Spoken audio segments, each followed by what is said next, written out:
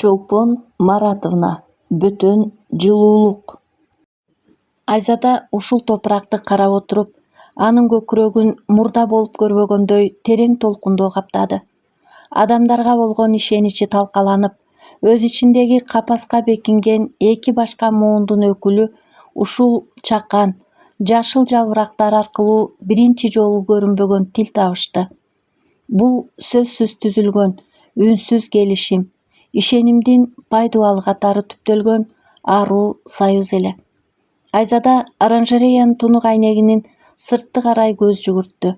Алысырактагы заңгыраган чоң үйдүн экинчи кабатындагы терезенин аркасында көлөкөлөрдүн арасында турган кичинекей кыздын силуэти даана көрүндү. Акак парданын бурчуна кырын кармап, оранжерея тарапка дал ушул гүл коюлган текчеге тигилип турган экен. Алардын ортосунда бир топ аралык бар эле. Эч кандай үн же сөз айтылган жок. Бирок эки карек бир саамга кезигише түшкөндө абага жагымдуу, жумшак нук жайылгандай болду. Акактын карегинде мурдагыдай коркунучтуу капас эмес, аста тутанган, кызыгуу менен ишенимдин алгачкы леби бүлбүлдөгөнсүп турду. Айзада башын акырын ийкеп, кызга көрүнөр-көрүнбөс ыраазычылык белгисин жөнөттү. Ошол көз ирмемде анын жүрөгүндө айлап, жылдап катып калган калың тоң эрип, ичиндеги азаптуу салмак жеңилдегендей туюлду. Жашоосундагы чыккынчылыктан кийин бүт дүйнөгө ишеними өчкөн аял менен эне мээримине зар болгон кичинекей баланын ортосунда сөзсүз, бирок эч качан бузулбас бекем убада бөлүнүп жаткан эле. Жумуш куралдарын жыйнап, оранжереядан сыртка кадам таштаган Айзада кечки салкын абаны терең жутуп алды. Баткан күндүн акыркы нурлары короодогу бак шактын башына асылып, айланага өзгөчө бир тынчтык тартуулап жатты. Бул аймак мурдагыдай бөтөн жана муздак сезилбей калды. Кичинекей чопо идиштеги жашыл өсүмдүк эми жөн гана гүл эмес, эки жан дүйнөнүн ортосундагы үнсүз союздун, кайрадан жаралган үмүттүн тунук белгиси катары кечки күгүмдө аяр жаркырап турду. Түн ортосунда шаар четин каптаган катуу бороон чоң үйдүн үстүнөн каар менен катуу сокту. Айзада бөлмөсүнүн айнектери титиреп, шамал оранжерея тарапты карай жулунуп жатканын сезгенде ордунан ыргып турду. Оранжереянын төбөсүндөгү эски айнектер мындай шамалга туруштук бере албасын ал дароо түшүндү. Сыртта заматта куюлган нөшөр башталды. Шамалдын ачуу ышкырыгы менен катар катуу тарс эткен үн угулганда Айзада үстүнө курткасын жаба салып, өз бөлмөсүнөн атып чыкты. Караңгы короону аралай оранжереяга карай чуркап баратканда закымдап удургуган шамал анын бетине жамгырды уруп, демин качырды. Оранжереянын ичине кирери менен Айзада үрөйү учуп токтоп калды. Чатырдагы чоң айнектердин бири өктөм соккон долу шамалга чыдабай сынып түшүптүр. Ошол ачык калган тешиктен ташкындаган суу менен сырттагы муздак аба оранжереянын ичине шаркырап куюлуп жатты. Түз эле ылдыйда жаңыдан отургузулган жылуулукту сүйгөн, сейрек кездешүүчү экзотикалык гүлдөр турат эле.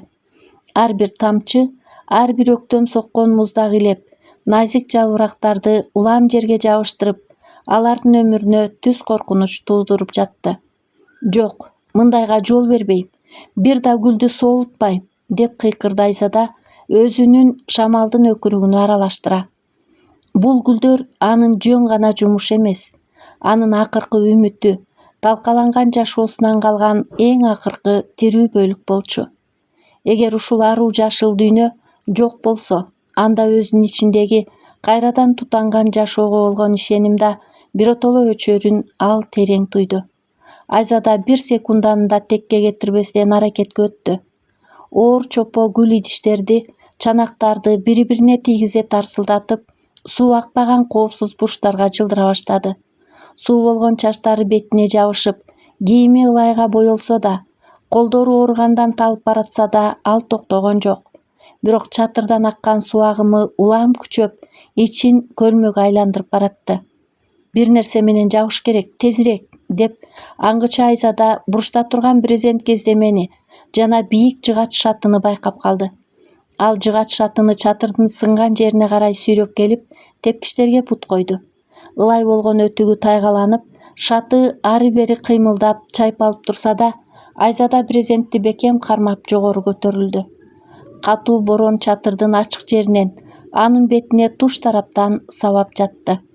Брезенттин бурчун темир кашага бекитүү үчүн ал бүт күчүн жыйнап, калтыраган манжалары менен жипти бекем байлоого аракет кылды.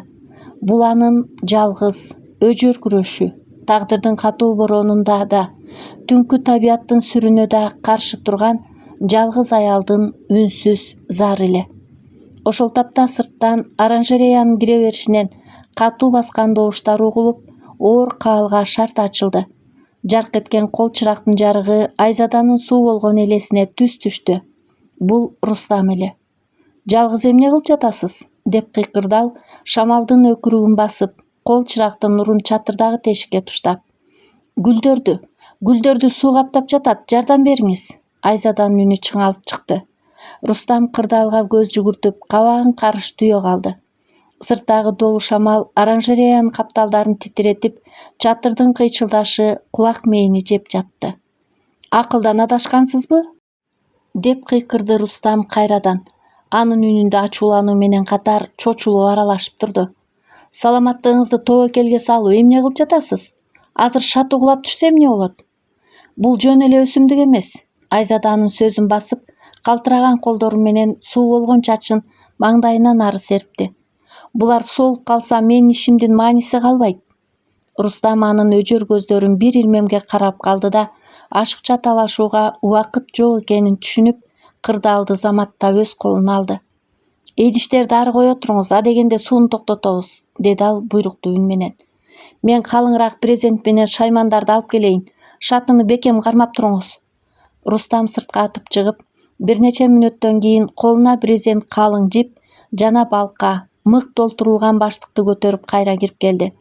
Оранжереянын ичинде калың карагай жыты менен нөшөрлөгөн жамгырдын ачуу жыты аралашып, абаны дагы да оорлотуп жаткан. Рустам шатыга карай арыштап келип, тепкичке ишенимдүү бут койду. «Тепкичтин түбүн бекем кармаңыз, шаты тайгаланып баратат», деп кыйкырды Рустам өйдө көтөрүлүп жатып. «Сиз да сак болуңуз, тиги айнек кулабасын». Айзада шатынын эки капталынан бекем кучактап, бүт салмагы менен жерге кадай кармап турду. Рустам чатырдын сынган кашасына брезентти жаап, темир мыкты кага баштады. Балканын чакылдаган добушу соккон шамалдын улуганына жууруша түштү. «Тиги бурчту кармаңыз, брезентти катуу тартыңыз», деди Рустам төмөн карай колун сунуп. «Азыр тартам». Айзада брезенттин бөлүнүп калган нымдуу четинен эки колдоп бекем кармап төмөн карай чойду. Суу анын жеңинен өтүп, сөөктөн өткөн муздак илепти туйгузганы менен ал колун бошоткон жок. Ушул мүнөттөрдө алардын ортосунда канчадан бери сакталып келген жасалма тосмолор менен бөтөндүк биротоло жоголгон эле. Алар жөн гана түнкү кырсыкка каршы турган бирдиктүү командага айланышты. «Аккан суу токтоду», деди Рустам шатыдан төмөн түшүп жатып. Экөө тең башынан аягына чейин суу, аябай чарчаган эле. Бирок оранжереянын чатырынан шаркырап куюлган суу басылып, калың брезент борондун сүрүн тосуп калды. Рустам кол чыракты идиштерге туштаганда, жаңы сакталган назик гүлдөр аман эсен турганы көрүндү. «Эми гүлдөрүңүз үшүбөйт», деди Рустам акырын үн менен. Анын карашында биринчи жолу жумшактык пайда болду. «Рахмат, жалгыз жетишпейт элем», деди Айзада араң жылмайып. Эч кандай дабышсыз, ушул түнкү каардуу борондун ортосунда, экөөнүн ортосундагы аралык эрип, тунук ишенимдин алгачкы кадамдары түптөлүп жатты. Бурганак басылып, чатыр убактылуу бекитилгенден кийин экөө оранжереянын бурчундагы кургак жыгач отургучка отуруп дем алышты. Сырттагы сүрдүү шамал токтоп, эми айнек төбөгө акырын гана жамгыр тамчылары тып-тып таанып жатты. Рустам үйгө барып алып келген ысык термос менен эки кружканы чыгарып, бирин Айзадага сунду. «Ичиңиз суук тийип калбасын», деди ал үнүн жумшартып, бууз асмандаган чайдан бир ууртап. Айзада ысык кружканы кош колдоп кармап, ичиндеги чайдын табынан алаканы чымырап, бууланып жаткан суюктукка тигилди. «Рахмат, Мен сизди мынчалык тез жардамга келет деп күткөн эмесмин, деди ал акырын, добушунда чарчоо менен катар кичинекей таң калуу катылып. Рустам колундагы кружканы айлантып, оранжереянын ичиндеги идиштерге көз жүгүрттү. Сиз өсүмдүктөр үчүн жаныңызды берүүгө даяр экенсиз. Кесибиңизди ушунчалык сүйөсүзбү? Же бул жөн эле көйгөйлөрдөн качуубу? Деди ал түз эле. Анын үнүндө сурак эмес, таң калуу бар эле. Айзада ачуу жылмайып башын чайкады. Качуу. Бактарактар адамдардай чыккынчылык кылбайт, архитектор мырза. Ишенимди талкалабайт. Жасалма убада бербейт. Алар сага эмгегиңдин акысын арулугу менен гана кайтарат. Сиз да үйдүн тегерегине бийик таш дубалдарды кокусунан курган эмессиз да. Рустам салмактуу улутунуп, көзүн бир саамга жумду. Бул суроо анын көкүрөгүндөгү бекитилген эски кулпуну козгоп өткөндөй болду. Адамдар дубалдарды коргонуу үчүн курат, Айзада. Бирок кээде ошол дубалдар өзүбүздү камап салганын байкабай калабыз, деди ал үнүн басып. Жашоодогу эң оор нерсе жаныңдагы эң жакын адамыңды сактап кала албай калуу. Апасы каза болгондон кийин Акак таптакыр өзгөрдү. Ал өз ичине бекинип, айланадагы бардык нерседен кача баштады, сүйлөбөй калды. Мен анын азабын көрүп турсам да, колума эч нерсе келбей жатат. Архитектор катары кооз үйлөрдү долбоорлой алам, бирок кызымдын ичиндеги талкаланган дүйнөнү кайра курууга кудуретим жетпей жатат. Айзада Рустамдын ушул сөздөрүнөн анын темирдей сырткы сынынын артында канчалык чоң азап катылып жатканын ачык сезди. Анын карегиндеги чарчоо эми бөтөн эмес, өзүнүкүнө абдан окшош сыздоо болуп көрүндү. Сиз өзүңүздү күнөөлөбөңүз, деди Айзада катуураак, бирок өтө жумшак үн менен. Мен да сот залында бүтүндөй эмгегим, ишеничим талкаланганда жашоодон биротоло кол үзгүм келген. Адамдардан, өзгөчө мурда эң жакын көргөндөрүмөн качтым. Бирок балдардын жүрөгү биздикине караганда тунук болот. Акак жөн гана коркуп турат. Ага ашыкча сөз эмес, убакыт менен үнсүз камкордук керек. Бул оранжереяда отургузулган гүл сыяктуу. Анын тамыры бекемделгиче убакыт берели. Рустам башын көтөрүп, Айзаданы биринчи жолу анын багбан катары эмес, чоң тагдырдын сыноосун башынан өткөргөн адам катары карады. Алардын ортосундагы баштапкы муздак дубал ушул түнкү кыска сүйлөшүүдөн кийин жаракка кетип, талкаланып бараткандай болду. Рахмат, Айзада, деди Рустам акырын. Сыртта жамгыр басылып, абага ным топурактын жана өсүмдүктөрдүн назик илеби жайылды. Күн ачылып, оранжереянын айнектерине алтын сымал шоола чагылышканда, Акак Айзаданын жанынан кадам карыш жылбай, ишке дилгирлик менен киришти. Мурдагы корккон каректерде эми кызыгуу менен ишенимдин нуру бүлбүлдөп күйүп турган эле. Айнек дубалдын ары жагында оочолонуп, көз салып турган күндөр артта калып, кичинекей кыз оранжереянын ичине өз үйүнө киргендей кадам таштачу болду. Анын кичинекей буттары жыгач текчелердин арасында жайчылып, назик колдору жумуш куралдарына карай сунулуп жатты. Бул кадам сөзсүз түзүлгөн сырдуу келишимдин ачык башталышы эле. Айзада кыздын ар бир аракетке дилгирлигин көрүп, жүзүнө тунук, жумшак жылмаюу кирип жатты. Ал Акак атайын даярдалган чакан жеңил шаймандарды, жыгач саптуу кичинекей күрөкчөнү жана сары түстөгү суу куйгучту ишенип сунду. Карачы, Акак, бул гүл дагы сууга алап жатат, деди Айзада үнүн акырын чыгарып, гүлдөр тизилген текчени көрсөтө. Азыр экөөбүз ага топурак кошот окшойбуз, макулсуңбу? Акак кыз сөз менен жооп бербесе да, карегин чоң ачып, башын тез-тез ийкеди. Анын эриндеринде жылмаюунун элеси пайда болду. Кыз сары суу куйгучту кош колдоп бекем кармап, оранжереянын бурчундагы суу куюлган идиштен акырын толтуруп алды. Андан соң Айзада көрсөткөн текчеге абайлап жакындап, андагы жашыл жалбырактардын түбүнө сууну бир тамчысын да сыртка чачыратпай, кылдаттык менен куя баштады. Азаматсың, туура кылып жатасың, деди Айзада кыздын жанына чөгөлөп отуруп. Сен сууну ушунчалык аяр куят экенсиң. Өсүмдүктөр азыр сага ыраазы болуп жатат. А тиги бурчтагы чакан идиштеги гүлгө Топурак азыраак окшойт. Мага кичинекей күрөкчөнү берип коесуңбу? Акак заматта ордунан жылт этип барып, столдо турган жыгач саптуу күрөкчөнү эки колу менен кармап Айзадага сунду. Анын ар бир кыймылында, ар бир ишенимдүү кадамында мурда катылып жаткан жалгыздыктын азабы жоюлуп, ордун тирүүлүккө болгон өзгөчө кумар ээлеп жатканы даана билинип турду. Кыз өзүн бул жерде бөтөн эмес, керектүү сезип жатты. Айзада текчеде турган өзгөчө эң кооз, жука оймо чиймелери бар чопо идишти колго алды. Анын ичине жаңы эле тамырлаган калың жалбырактуу, сүйкүмдүү жашыл өсүмдүктү кылдат отургузуп, аны Акактын каршысына койду. «Бул гүл эми сеники болот, Акак», — деди Айзада үнүндө терең мээрим менен. «Бул сенин менчик гүлүң. Аны отургузууга, суугарууга жана кароого сен өзүң жооптуусуң. Мен жөн гана сага жардам берем, макулбу?» Акак кыздын каректери таң калуудан чоңое түштү. Ал чопо идишке колун созуп, калың топурактын бетин манжалары менен аста кармалап көрдү. Кыздын жүзүнөн мурда эч качан көрүнбөгөн өзгөчө мээрим, сыймыктануу сезими байкалды. Ал идишти колуна алып, кучагына кыскандай аярлап, башын катуу ийкеди. Экөө тең сөзсүз түшүнүп, бирдей ритмде иштеп жатышты.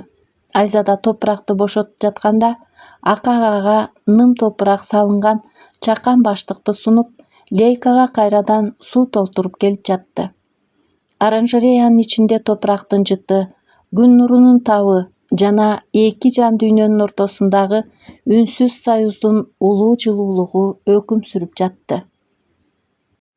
Айзада оранжереянын ары бурчунда жаңы келген өсүмдүктөрдүн тамырын текшерип, топурагын жумшартып жаткан. Ошол ирмемде Акак жыгач кутун ары жылдырам деп жатып, байкабай өзүнүн сүйүктүү гүлү турган чопо идишти кулатып жиберди. Шыңгырап барып полго кулаган идиш чыныдай талкаланып, топурагы туш тарапка чачырап кеткенде айлананы ачуу жымжырттык каптады. Назик, жашыл сабак ортосунан кабыргасы сөгүлгөндөй үзүлүп, топурак таш полдун бетине чачырап калды. Кичинекей кыз коркконунан ордунда катып калды. Анын тунук каректери чоңоюп, деми алкымына тыгылды. Акактын эки колу абада калтырап, эмне кылаарын билбей, талкаланган чопо сыныктарына тигилген калыбында селейип туруп калды. 2 жылдан бери ичинде сакталып келген коркунуч, атасынын катаал тартибинен калган сезимдер жана ошол заматта тутанган өкүнүч кыздын көкүрөгүн сыгып жиберди.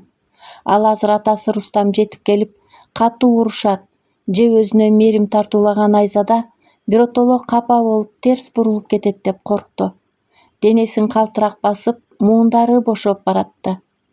Ичиндеги топтолгон өкүнүч, коркунуч жана ашып ташкан эмоционалдык ташкындан улам Акак 2 жылдык үнсүздүктү жарып, биринчи жолу катуу кыйкырып жиберди. «Айзада! Айзада!» Бул жөн гана аты жөнүн чакыруу эмес эле. Бул жылдар бою туңгуюк капаска камалып, сыртка чыга албай муунган кичинекей жан дүйнөнүн биринчи туңгуч кыйкырыгы, жардам сурап боздогон үнү болчу. Кыздын көзүнөн жаш чачырап, боздогон үнү ботодой оранжереянын айнек дубалдарына тийип, короого чейин жаңырып жатты. Чопонун сынган добушун, андан кийинки жан чыдагыс кыйкырыкты укканда, Айзада колундагы шайманын жерге түшүрүп жиберди. Ал бир да секунд кармалбай заматта чуркап келип, полдо калтырап ыйлап жаткан кыздын алдына чөгөлөп отура калды. Айзада талкаланган сыныктарга караган да жок. Ал дароо Акактын титиреген назик денесин кучагына алып, көкүрөгүнө бекем кысты. «Коркпо, Акак, коркпо алтыным», — деди Айзада үнү калтырап. Кыздын чачынан акырын сылап: «Эч нерсе эмес, баары жайында. Мен таптакыр капа болгон жокмун. Уксаң мени. Гүлдү кайра отургузабыз. Чопо идишти кайра жасайбыз. Баары ордуна келет». Гүл сынып калды. Акак Айзаданын мойнунан бекем кучактап өксүп ыйлап жатты. Үнү бүтүп, муунуп жаткандыктан ар бир сөз азап менен чыгып жатты. Мен байкабай. Билем берекем, билем. Сен атайын кылган жоксуң». Айзада кызды кучагынан чыгарып, анын жашка толгон тунук көздөрүнө тигилди. «Гүлдүн тамыры тирүү, карачы. Топурагын жыйнап жаңы идишке салсак, ал мурдагыдан да кооз гүлдөйт. Адамдын эмгеги, сүйүүсү бар жерде эч нерсе биротоло жоголбойт. Айзада кыздын бетиндеги жаштарды манжалары менен акырын сүртүп, жылмайып ага карады. Ошол ирмемде оранжереянын эшиги катуу ачылып, ичке Рустам атып кирди. Анын жүзүнөн чочулуу да, таң калуу да даана байкалып турду. Ал кызынын 2 жылдан бери биринчи жолу чыккан үнүн угуп, өз кулагына өзү ишенбей турган эле. Рустам босогодо токтоп, жердеги сынган чопого, чачылган топуракка жана кучакташып отурган экөөнө карап калды. Үйдөгү муздак жымжырттык каптаган жылдар, адамдар ортосундагы жасалма тосмолор дал ошол көз ирмемде биротоло талкаланган эле. Акак Айзаданын кучагында туруп, атасына карап акырын дем алды. Бул кыйкырык алардын жаңы жашоосунун башталышы эле. Кызынын үнүн укканда үйдөгү жумуш ордунан кандай атып чыкканын Рустам өзү да байкабай калган. Оранжереяга деңмейип чуркап келип, Айзаданын кучагында ыйлап жаткан Акактын тунук титиреген үнү менен Айзада деп айтканын өз кулагы менен укканда анын буттары калтырап кетти. Рустам муундары бошоп, эки жагын топурак каптаган таш жолдун үстүнө чөгөлөп түштү. 2 жыл бою көкүрөгүн сыгып келген кайгы, жалгыздык жана үмүтсүздүк ушул мүнөттө туюктан чыгып, анын сүрдүү каректеринен ачуу жаш болуп куюлуп кетти. Ал буга чейин өзүн мынчалык алсыз да, ошол эле учурда мынчалык бактылуу да сезген эмес болчу. Акак, кызым, сүйлөдүңбү? Кайталачы берекем, деди Рустам үнү калтырап муунуп жатып. Ал колун сунуп кызын өзүнө карай тартты. Кичинекей Акак Айзаданын кучагынан бошоп, атасынын мойнуна бекем катылды. Кыз атасынын бетиндеги жашты аруу манжалары менен сылап, өзүнүн сырын ачкандай каректерине тигилди. Атаке ыйлабачы, деп шыбырады Акак мурдагыдан да тунук үн менен.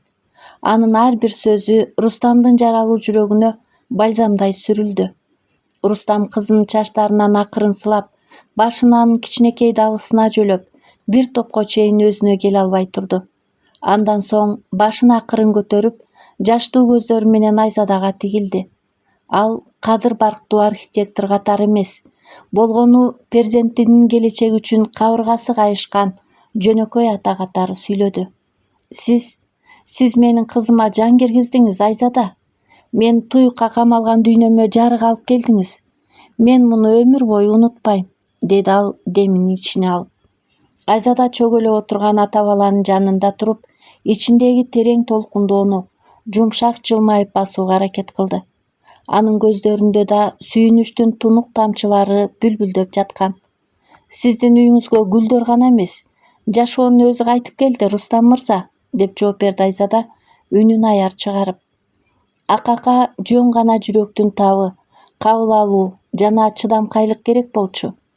Мен кызымды жоготуп аламбы деп корккон элем, деди Рустам улутунуп, кызын кучагынан бошотпой. Мен өзүмдүн кайгыма чөмүлүп, анын ички өкүрүгүн уга албай калыптырмын. Мени кечир, кызым. Ата, гүлдү кайра отургузабызбы? Акак жерде жаткан чачыранды топуракты жана сынган чопо идишти көрсөттү. Айзада эже айтты, кайра гүлдөйт, деди. Рустам кызынын бул сөзүнөн кийин жылмайып карап, отургузабыз берекем, бирге отургузабыз, деди ал чечкиндүү. Үчөө тең оранжереянын ортосунда отуруп, талкаланган чопо идиштин сыныктарын биргелешип жыйнай башташты. Рустам жаңы чопо идишти бекем кармап берсе, Айзада өсүмдүктүн тамырын аяр жайгаштырып, ал эми Акак чакан күрөкчөсү менен жаңы топурак салып жатты. Бир кезде ээн калып, куураган айнек оранжерея эми бул үйдүн эң жарык, эң жылуу бурчуна айланды. Жашыл жалбырактардын арасынан күн шооласы чагылышып, абада гүлдөрдүн жана нымдуу топурактын жыты аңкып турду. Бурчтарда тизилген чакан жыгач отургучтар, жаңы отургузулган назик көчөттөр жана дубалга чырмала өскөн экзотикалык өсүмдүктөр бул жайга өзгөчө бир бейпилдик, тирүүлүктүн демин тартуулаган эле. Бул имарат мурдагыдай ээн калган сырткы курулуш эмес, бүтүндөй үйдүн согуп турган чыныгы жүрөгүнө айланган. Бирок баарынан да таң калыштуусу, ушул бакча менен бирге Рустамдын да Сус карегине тунук шоола кайтып келген эле. Мурда сүрдүү, боору урганды жактырбаган каардуу архитектордун ички дүйнөсүндөгү азаптын бүтүшү анын ар бир кыймылынан байкала баштаган. Оранжереянын ичинде кичинекей акак кубанычка толуп, ширин күлкүсү менен айлананы жаңырта канаттуу куштай сызып жүрдү. Ал колуна чакан сугаруучу идишин кармап, жашыл жалбырактарга аяр суу куюп, ар бир гүлгө эркелей кайрылып жатты. Айзада кыздын ар бир кыймылына суктанып карап, бутактарды кылдат кыркып, топурагын жумшартып жаткан. Ошол ирмемде айнек эшиги ачылып, ичине Рустам кирди. Анын колунда буусу буркурап турган 2 чыны ысык чай бар эле. Мурда Айзадага аралыкты бекем сактаган кожоюн катары кайрылса, эми Рустамдын карегинде терең сый урмат жана жумшарган көз караш бар болчу. Ал акырын кадам таштап, Айзаданын жанындагы чакан жыгач столдун үстүнө чыныларды койду. «Жумушту бир азга токтото туруңуз, Айзада, чаңкап калгандырсыз», — деди Рустам үнүн жумшартып, терең ыраазычылык менен. «Иштин ортосунда дем алып алуу да маанилүү». Айзада башын көтөрүп, колундагы мээлейин чечип жатып, жумшак жылмайды. «Сизге чоң рахмат, Рустам мырза. Чайдын жыты сонун экен», — деди ал чыныны колуна алып. Анын табына манжаларын жылытып жатып. Рустам да чайдын колун алып, оранжереянын ичин, андан соң кубанып жүргөн кызын сыймыктуу карай түштү. Анын жүзүндөгү мурда сакталган чыңалуу бошоп, ордун ички тынчтык ээлеген эле. Ал Айзадага тигилип, титиреген үнү менен сөзүн улантты. «Сиз бул жерди жөн эле калыбына келтирген жоксуз, Айзада. Сиз менин үйүмө, кызыма жан киргиздиңиз. Мен өзүм курган таш дубалдардын арасында муунуп жашап келгенимди эми гана аңдадым». Айзада Рустамдын көздөрүндөгү аруу жылуулукту байкап, чынысынан акырын урттады. «Өсүмдүктөр болгону камкордукту саат сайын күтөт, Рустам мырза. Адамдар сыяктуу эле», — деди Айзада капалуу да, тунук да үнү менен. «Гүлгө суу менен жарык канчалык керек болсо, адамга да ишеним менен мээрим ошончолук зарыл. Акак болгону өзүнүн угулушун жана кабыл алынышын күтүп жаткан эле. Мен аны ички өкүрүгүн укпай, кургак тартипке камап койгон экенмин», — деди Рустам оорулутунуп, өзүн айыптагандай. «Апасынан ажырагандан кийин экөөбүздүн тең жашообуз солуп бараткан. Бирок сиз келгенден бери бул үйдүн абасы да өзгөрдү.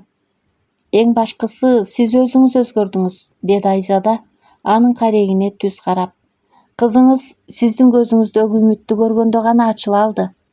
Рустам башын ийкеп, Айзадага бир кадам жакындады. Сүйлөшүүдөгү мурда бөтөндүк биротоло жоголуп, ортодо катылган бекем ишеним пайда болгон эле. «Сизге болгон карызымды кантип төлөөрүмдү да билбейм», — деди Рустам чын жүрөктөн. «Сиз тек гана жумушчу эмессиз. Сиз биздин үй бүлөнүн куткаруучусусуз». «Ата, эже, карагылачы, менин гүлүм бүчүр байлаптыр», — деп акак экөөнүн жанына чуркап келип, Айзаданын этегин кармады.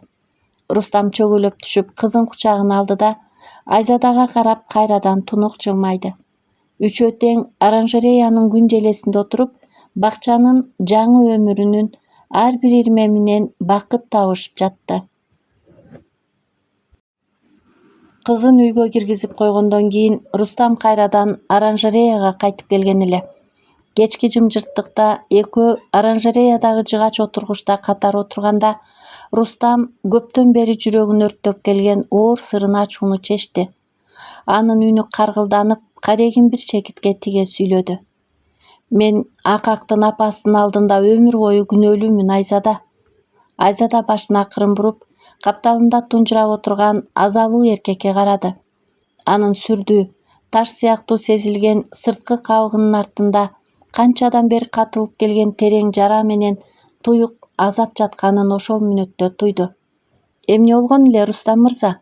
Эгер айтууга оор болсо», — деди Айзада анын ички чыңалуусун басууга аракет кылып.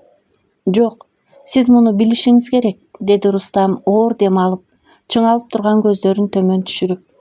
«Мен ушул убакка чейин өзүмдү гана ойлоп турмун. Мен чоң долбоорлорду, заңгыраган имараттарды биринчи орунга коюп, жанымдагы эң кымбат адамдарымды унутуп койгон экем. Жубайым ооруп жүргөндө мен жумуштун артынан чуркап, анын жалгыздыгын, ичинен сыздаганын да убагында байкаган жокмун. Өзүмдү бийик архитектор катары сезип, үйдөгү чыныгы тирүүлүккө көз жумгам. Рустамдын чымыр колдору калтырап, манжаларын бекем кысты. Анын үнүндөгү өкүнүчтүн табы ушунчалык ачык чыгып жатты. Анан кырсык болду. Ал арабыздан кете берди. Ошол күнү менин гана дүйнөм кыйрабастан, Акактын да ички дүйнөсү талкаланды. Апасынын акыркы демин көргөн кыз ошол замат үнсүздүккө камалды. Мен жумушту, имараттарды биринчи орунга коюп, эң кымбат адамымды жоготуп алдым. Акактын үнсүз калганы менин жазам эле. Сиз өзүңүздү мынчалык кыйнабаңыз, деди Айзада тунук үнү менен. Анын көздөрүнөн боор ооруган аё сезими байкалды. Адам баласы кээде өткөнгө кайрылып, болгон нерсеге өзүн айыптуу сезет. Бирок кырсыкка сиз күнөөлүү эмессиз. Жок, мен күнөөлүүмүн. Рустамдын үнү өкүнүчтөн улам жарылып кете жаздады. Анын каза болгонунан кийин мен ушул бийик үйдү алып, айлананы таш менен курчап оочолонуп калдым. Кызымды сырткы дүйнөдөн, атүгүл өзүмдүн кайгыман да коргогум келген. Бирок коргоо ордуна анын муздак жымжырттыктын ичине камап койгонумду кийин түшүндүм. 2 жыл бою мен күн сайын өзүмдү жазалап, ичимен өлүп жашадым. Айзада оорулутунуп, өзүнүн да өткөндөгү карыздардан, чыккынчылыктан кийин ичине камалып калган күндөрүн эстеди. Бөтөндүк менен оочолонуу жаралуу жүрөктүн коргонуу калканы, Рустам мырза, деди Айзада салмактуу сүйлөп. Мен да ушул үйгө келгенде ишеничим биротоло өчүп, адамдардан качып келгем. Биз экөөбүз тең өзүбүздүн өтмүшүбүздүн гүлүндө жашап жатыптырбыз. Бирок караңызчы, Акак сизге кайрадан ишенич тартуулады. Ал сүйлөдү.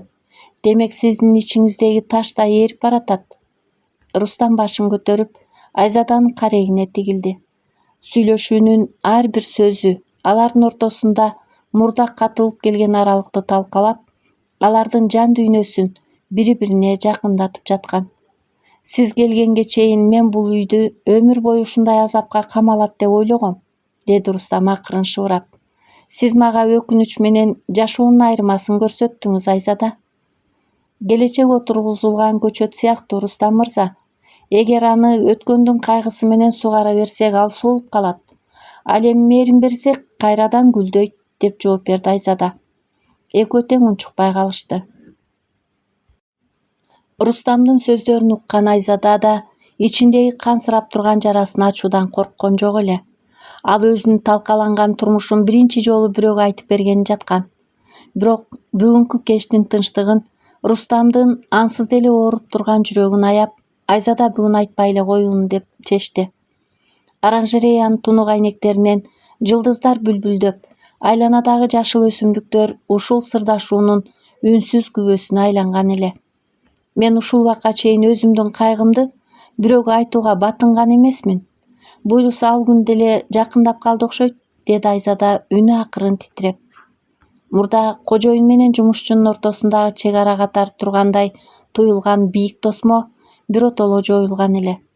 Ал жыгач отургучка жылып, Айзаданын калтырап турган манжаларына өз колун аяр тийгизди. Бул эки каармандын ортосундагы алгачкы аруу да, назик да, физикалык байланыш болчу. Билесизби, Айзада, эки бөтөн талкаланган дүйнө бири-бирине жылуулук бере алат экен, деди Рустам анын карегине карап. Анын катуу сүрдүү үнү ушул мүнөттө болуп көрбөгөндөй жибип, ишенимдүү чыкты.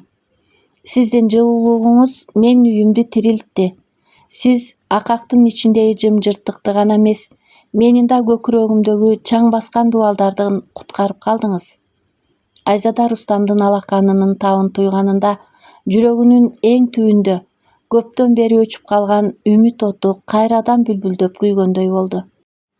Ал мурда бөтөн сезилген бул үй, бул оранжерея жана бул азалуу кожоюн ага бөтөн эмес, эң жакын жанга айланып баратканын сезди. Биз экөөбүз тең ичибиздеги өкүнүчтөр менен азаптын күлүнөн кайрадан жаңы жашоо өстүрүп жатабыз, деп шыбырады Айзада назик жылмайып. Андай болсо өткөндүн күлүн ушул жерде калтыралы, деди Рустам анын колун ишенимдүү бекем кармап. Мунун баары бөтөн жылуулук болуп башталышы мүмкүн, бирок эми ал биздин жалпы үйүбүздүн аруу жарыгына айланды.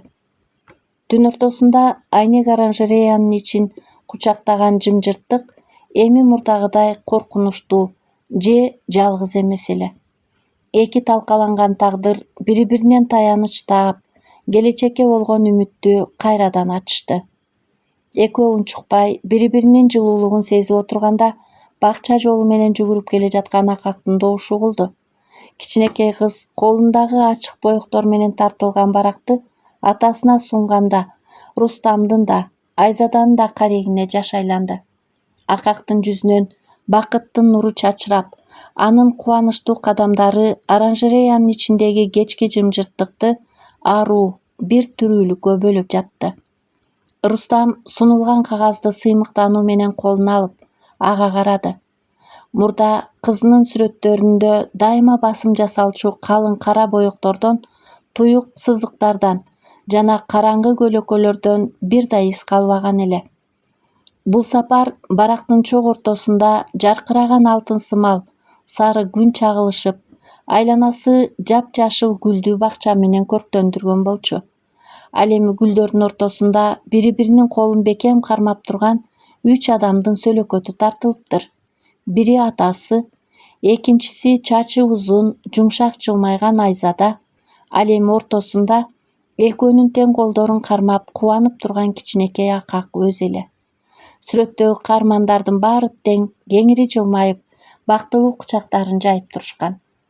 Акак, бул эмне деген керемет берекем, деди Рустам үнү толкундануудан калтырап. Ал сүрөттү көкүрөгүнө кысып, кызын бооруна бекем тартып, анын чекесинен өптү. Сен ушунчалык кооз тартат экенсиң да. Кыз атасынын кучагынан акырын бошоп, экинчи тарапта толкунданып турган Айзаданын колунда өзүнүн кичинекей алаканын алды. Акак экөөнүн тең колдорун бириктирип, өзүнө жакындатып, атасына карай шыбырады. Бул бизбиз, атаке. Апам сыяктуу назик, гүлдөрдү сүйгөн биздин Айзада. Эми биз дайыма чогуу болобузбу? Акактын бул тунук да, аруу да суроосу Рустам менен Айзаданын жүрөгүн козгоп өттү. Мурда сүйлөөдөн качкан, ичине камалган кыздын оозунан мындай сөздөрдүн чыгышы эки чоң адам үчүн эң улуу тагдыр белеги болчу.